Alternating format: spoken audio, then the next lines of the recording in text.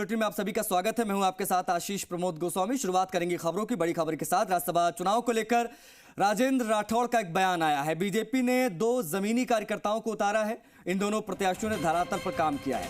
कांग्रेस ने आयातित प्रत्याशी को चुनाव में उतारा है। अब आज बीजेपी के दोनों नेताओं ने नॉमिनेशन फाइल किया है। राठौड़ ने प्रतिक्रिया दी, बोले कि संख्या बल के आधार पर हमने 2 प्रत्याशी उतारे हैं। सत्ता बल पर हॉर्स ट्रेडिंग करना कांग्रेस का काम है।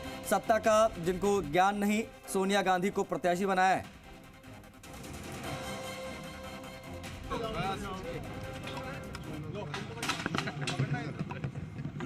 सर थोड़ा पीछे हो जाए।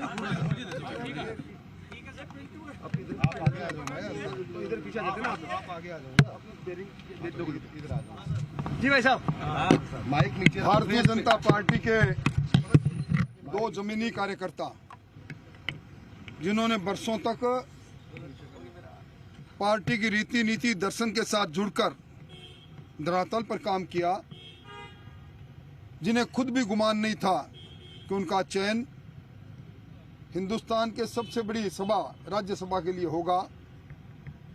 आदिवासी नेता चुनीलाल जी ग्रासिया और मदन जी राठौड़ दोनों का नामांकन पत्र हम अभी दाखिल करके आए हैं। पूरी संभावनाएं हैं कि निर्विरोध निर्वाचन हो जाएगा। संख्या बल के आधार पर भारतीय जनता पार्टी के पास सरप्लस वोट होते हुए भी सिर्फ 2 ही उम्मीदवार भारतीय जनता पार्टी ने उतारे हैं। सत्ता के बल पर हॉर्स ट्रेडिंग करना कांग्रेस की फितरत रही है, भारतीय जनता पार्टी की नहीं। इसलिए 2 उम्मीदवार उतरे हैं। कांग्रेस आयातित उम्मीदवार को लेकर आई है, जिसका राजस्थान के भूगोल के बारे में जिनको जानकारी बिल्कुल भी नहीं, आदरणीय सोनिया जी को, और भारतीय जनता पार्टी 2 जमीनी कार्यकर्ताओं को आज मैदान में उतारा है। हम सब लोग उनको शुभकामनाएं देने आए। लेकिन पूर्व मुख्यमंत्री है सोनिया गांधी जी के लिए कि उन्होंने तो बलिदान दिया है राजस्थान। 3 सेट बने हैं, तीनों पर 10-10 विधायकों के हस्ताक्षर है। 60 विधायक अभी उपस्थित रहे, पार्टी के चुनिंदा नेता रहे।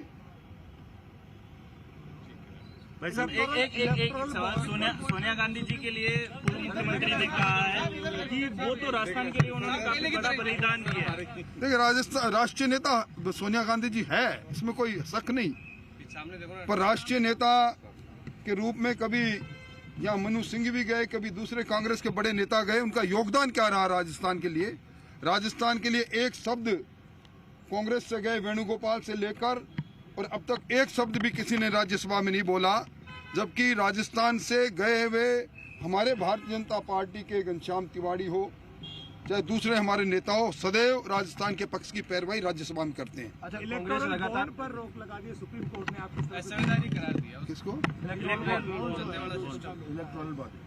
देखिए, एक पारदर्शिता रहे, राजनीतिक दलों को चंदा देने वाले लोग बैकडोर से चंदा नहीं ले। इलेक्टोरल बॉन्ड एक अच्छा कदम था।